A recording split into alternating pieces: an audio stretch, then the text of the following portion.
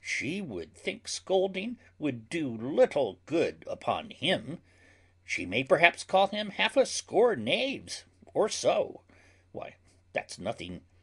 And he begin once, he'll rail in his rope tricks.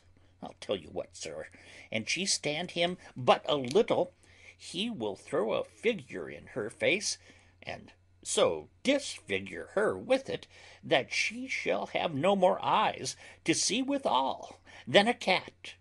You know him not, sir. Tarry, Petruchio, I must go with thee, for in Baptista's keep my treasure is. He hath the jewel of my life in hold, his youngest daughter, beautiful Bianca, and her withholds from me and other more, suits to her and rivals in my love, supposing it a thing impossible for those defects I have before rehearsed, that ever Katharina will be wooed. Therefore this order hath Baptista ta'en, that none shall have access unto Bianca till Catherine the Cursed hath got a husband. Catherine the Cursed! A title for a maid, of all titles the worst.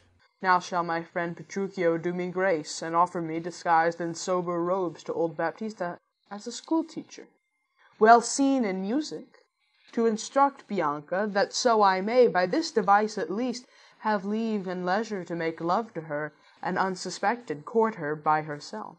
Here's no knavery. See, to beguile the old folks, how the young folks lay their heads together. Enter Gremio and Lucentio disguised, with books under his arm. Master, look about you. Who goes there? Ha! Peace, Grumio, 'tis the rival of my love. Petruchio, stand by a while. A proper stripling, and an amorous. Oh, very well, I have perused the note.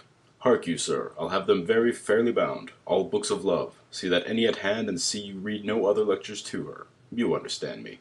Over and beside Signor Baptista's liberality, I'll mend it with a largesse. Take your papers too, and let me have them very well perfumed, for she is sweeter than perfume itself to whom they go. What will you read to her? Whate'er I read to her, I'll plead for you as for my patron, stand you so assured. As firmly as yourself were still in place, yea, and perhaps with more successful words than you, and unless you were a scholar, sir. Oh, this learning, what a thing it is. Oh, this woodcock, what an ass it is. Peace, sirrah. Grumio, mum, God save you, Signor Gremio. And you are well met, Signor Hortensio. Show you whither I am going. To Battista Manola. I promise to inquire carefully about a schoolmaster for the fair Bianca, and by good fortune I have lighted well on this young man. For learning and behaviour fit for her turn, well read in poetry and other books, good ones, I warrant ye. 'Tis well, and I have met a gentleman hath promised me to help me to another, a fine musician to instruct our mistress. So shall I no whit be behind in duty to fair Bianca, so beloved of me. Beloved of me, and that my deeds shall prove. Grumio, aside. And that his bags shall prove. Gremio, 'tis now no time to vent our love. Listen to me, and if you speak me fair, I'll tell you news indifferent good for either. Here is a gentleman whom by chance I met, upon agreement from us to his liking, will undertake to woo cursed Catherine, yea, and to marry her if her dowry please. So said, so done, is well. Hortensio, have you told him all her faults? I know she is an irksome, brawling scold. If that be all, masters, I hear no harm. No, say'st me so, friend. What countryman? Born in Verona, old Antonio's son. My father dead, my fortune lives for me, and I do hope good days, and long to see. Oh, sir, such a life with such a wife were strange. But if you have a stomach to it in God's name, you shall have me assisting you in all. But will you woo this wildcat? Will I live? Will he woo her? I, or I'll hang her. Why came I hither but to that intent? Think you a little din can daunt my ears? Have I not in my time heard lions roar? Have I not heard the sea, puffed up with winds, rage like an angry boar chafed with sweat? Have I not heard great ordnance in the field, and heaven's artillery thunder in the skies? Have I not, in a pitched battle, heard loud larums, neighing steeds and trumpets clang. And do you tell me of a woman's tongue that gives not half so great a blow to hear as will a chestnut in a farmer's fire? Tush, tush, fear boys with bugs. Grumio, aside. For he fears none. Hortensio, hark! This gentleman is happily arrived, my mind presumes, for his own good and ours. I promised we would be contributors, and bear his charge of wooing whatsoe'er. And so we will, provided that he win her. I would I were as sure of a good dinner. Enter Tranio, bravely apparelled, and Biondello. Gentlemen, God save you. If I may be bold, tell me, I beseech you, which is the readiest way to the house of Signor Baptista Minola? He that has the 2 fair daughters. Is he you mean? Even he, Biondello? Hark you, sir, you mean not her too? Perhaps him and her, sir. What have you to do? Not her that chides, sir, at any hand, I pray. I love no chiders, sir. Biondello lets away. Lucentio, aside. Well begun, Tranio. Sir, a word ere you go. Are you a suitor to the maid you talk of, yea or no? And if I be, sir, is it any offence?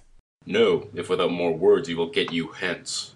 Why, sir, I pray, are not the streets as free for me as for you? But so is not she. For what reason, I beseech you? For this reason, if you'll know, that she's the choice love of Signor Gremio.